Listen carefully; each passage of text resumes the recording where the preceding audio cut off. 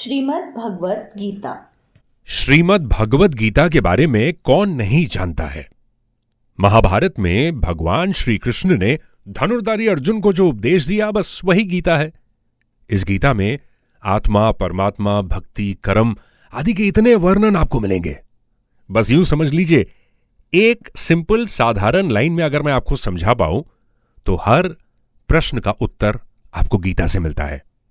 लेकिन यह जरूरी है कि आप सवाल करना शुरू करें, और सवाल करने के लिए सोच बिल्कुल सही होनी चाहिए। जितने सवाल होंगे, सारे सवालों के जवाब मिलेंगे, क्योंकि भगवत गीता को जितनी बार आप पढ़ते हो उतनी बार कुछ न कुछ नया सीखने का एक मौका मिलता है।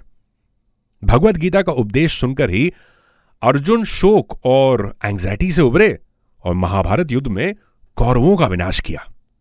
और गीता हमें कर्म करने की प्रेरणा देती है, क्योंकि शोक, एंग्जाइटी, डिप्रेशन और नेगेटिव इमोशंस में डूबा हुआ इंसान न खुद की मदद कर सकता है न किसी और की।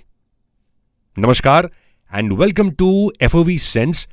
आज से एक नई सीरीज की शुरुआत है, जहां पर हम आपके साथ भगवत गीता के बारे में बात करेंगे हिंदी में।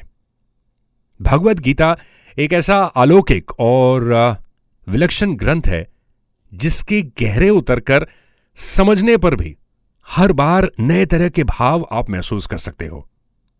भगवत गीता में जितना भाव भरा है उतना बुद्धि में नहीं आता, और जितना बुद्धि में आता है उतना मन में नहीं आता, और जितना मन में आता है उतना कहने में और लिखने में नहीं आता। गीता में भगवान श्री कृष्ण ने अर्जुन को निमित्त बनाकर मनुष्य मात्र के कल्याण के लिए उपदेश दिया है।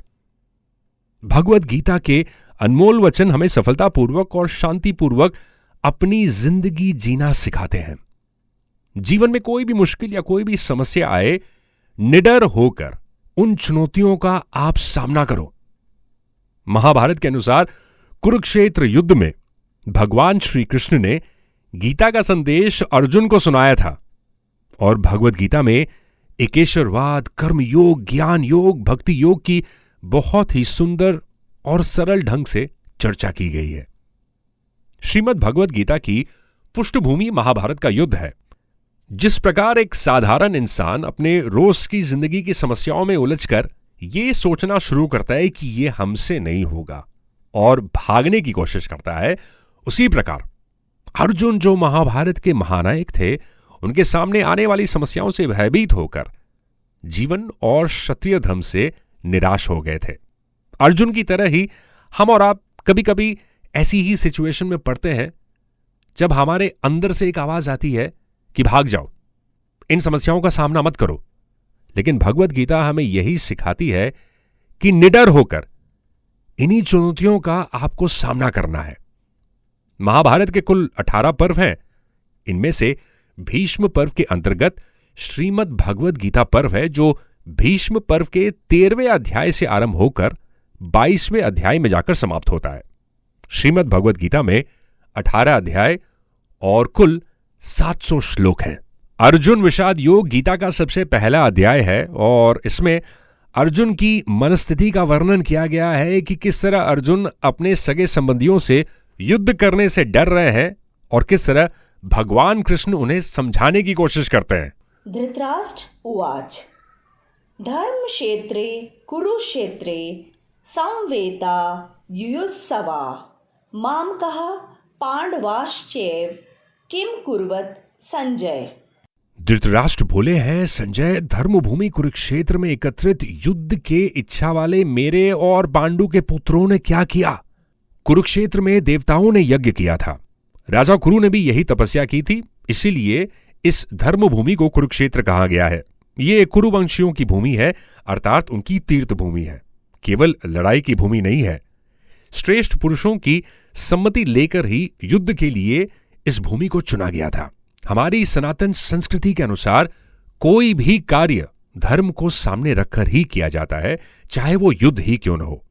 भगवत गीता के सिद्धांतों के अनुसार कर्तव्य कर्म करने से धर्म का अनुष्ठान हो जाता है।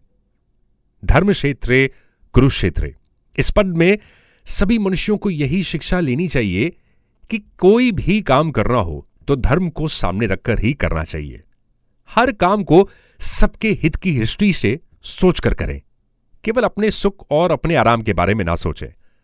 राजाओं के द्वारा बार बार संधि प्रस्ताव रखने पर दुर्योधन ने संधि करना स्वीकार बिल्कुल नहीं किया।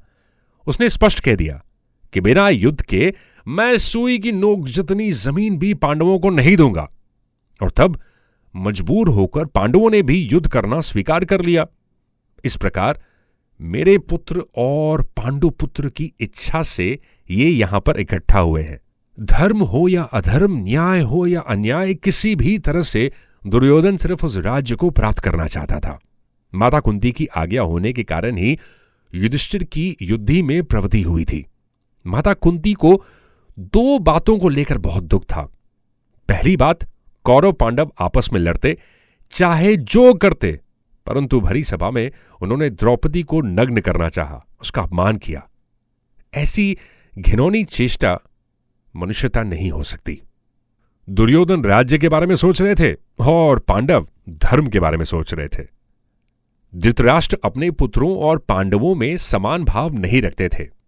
उनमें पक्षपात था और अपने पुत्रों के प्रति थोड़ा सा अटैचमेंट या फिर मोह आप कह सकते हैं। अब इसी मोह के कारण धृतराष्ट्र को अपने कुल के संहार का दुख भोगना पड़ा।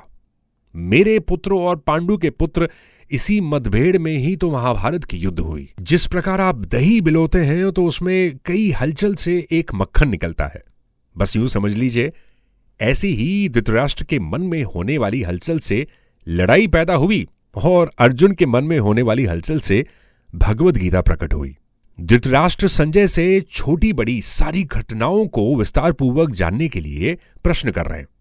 उनका मानना है कि पांडव तो बड़े धर्मात्मा हैं, अतः उन्हें युद्ध नहीं करना चाहिए था। वो भी रणभूमि में आए हैं तो वहां आकर उन्होंने क्या किया? मनुष्य मात्र को यही शिक्षा लेनी चाहिए कि उसे अपने घरों में, मोहल्लों में, गांव में, प्रांतों में अर्थात संप्रदायों में इस तरह का दोहरा भाव नहीं रखना चाहिए। जहां पर इस तरह का भाव होता है वहां प्रेम और स्नेह तो आपको बिल्कुल नहीं मिलेगा। यह तो सिर्फ आज का पहला एपिसोड था और उम्मीद करता हूं कि हर शनिवार आप हमारा साथ देंगे। इस चैनल को बहुत प्यार दें, सब्सक्राइब करें और कमेंट करें कि यह एपिसोड आपको कैसा लगा।